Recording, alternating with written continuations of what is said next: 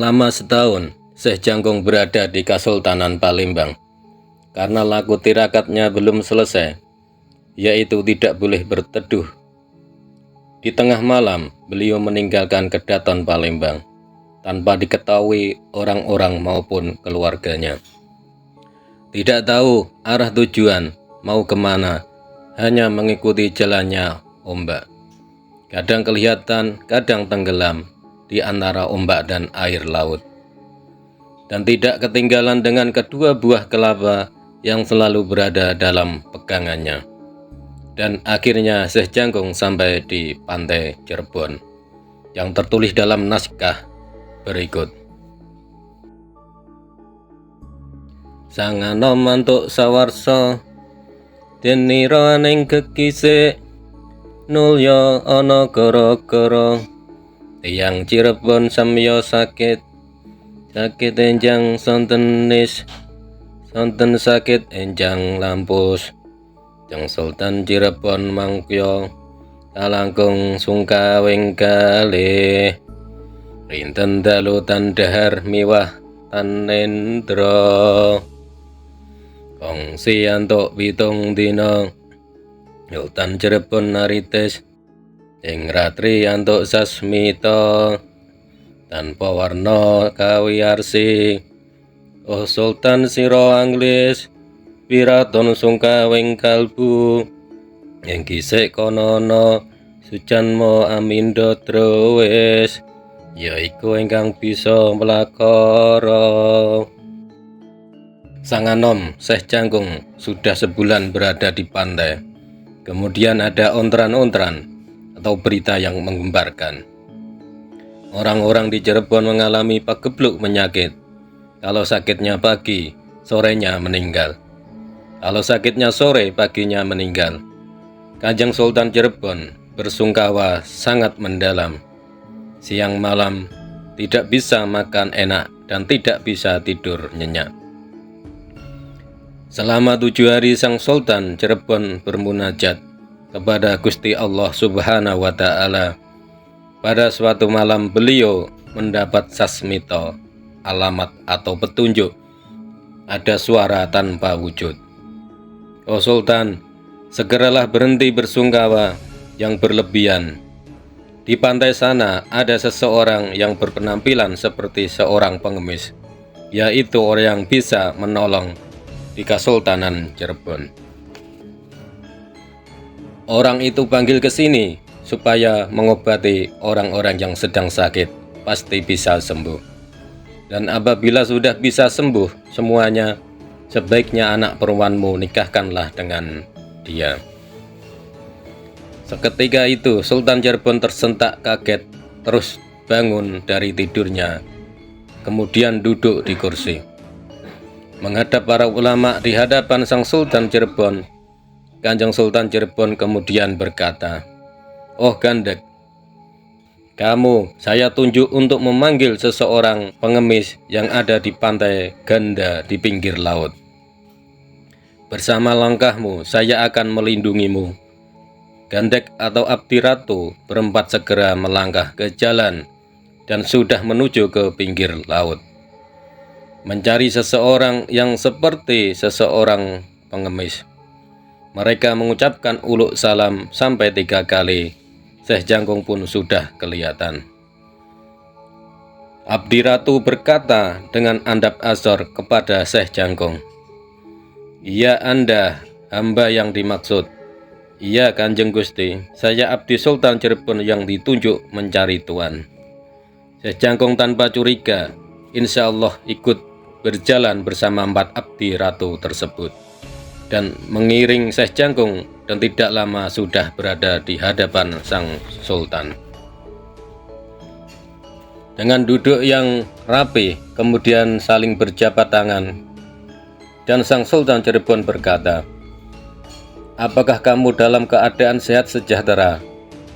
Apakah sudah lama berada di pinggir pantai di negeriku ini? Dan siapa namamu? Dari mana asalmu? Dan apa tujuanmu?" Kemudian Syekh Jangkung menjawab pertanyaan Sang Sultan, "Saya berada di pinggir pantai sudah lama. Syekh Jangkung nama hamba, miyono rumah hamba di bawah negeri Pati.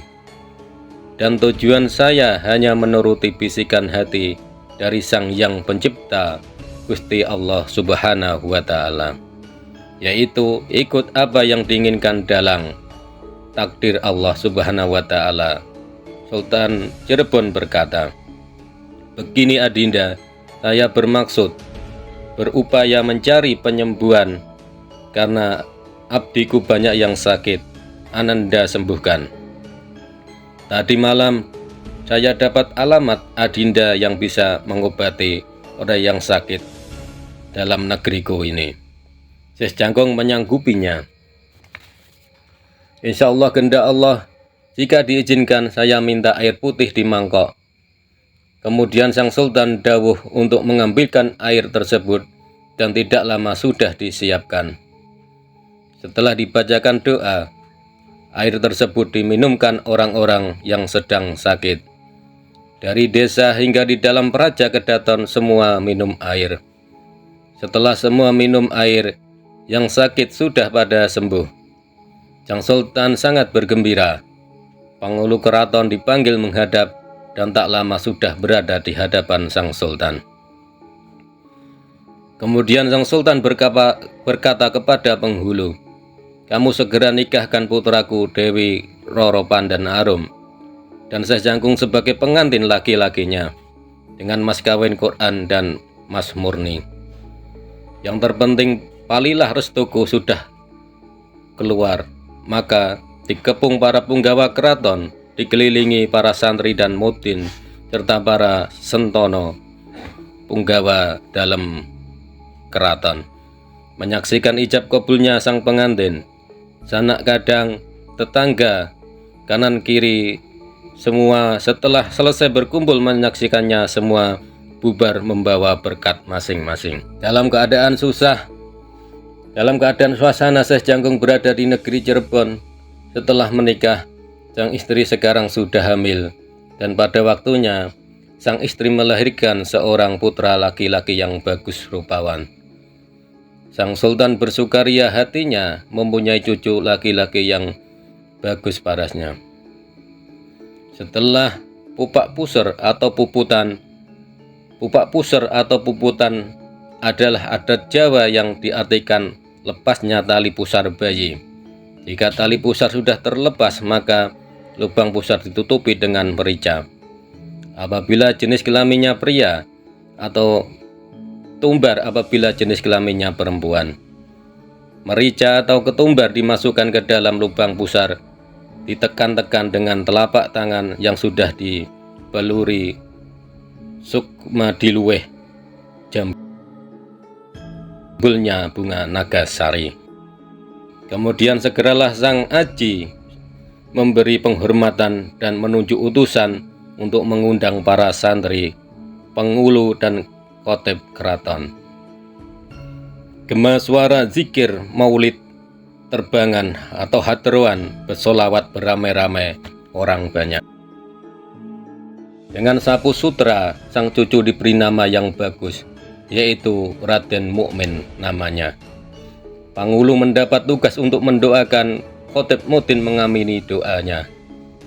Ambengan atau berkat dalam tempayan sudah dikeluarkan dan dikepung orang banyak dan dibagikan kepada orang-orang yang hadir berkenduri. Setelahnya mereka pulang masing-masing. Syekh Jangkung itu mempunyai dua kelapa yang dipakai tumpangannya pada saat mengambang di atas samudera luas atau bertabang rombyang. Kelapa yang satu dibuat untuk beberuk atau tempurung, dan yang satunya masih diutuhkan sebagai bukti dalam perjalanan hidupnya beliau Syekh Jangkung.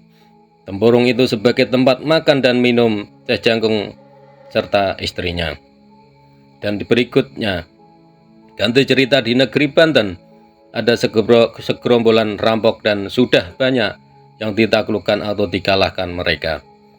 Hati sang Sultan Banten menandang duka yang mendalam. Istri serta putra-putra sang Sultan Banten sudah mengungsi semua.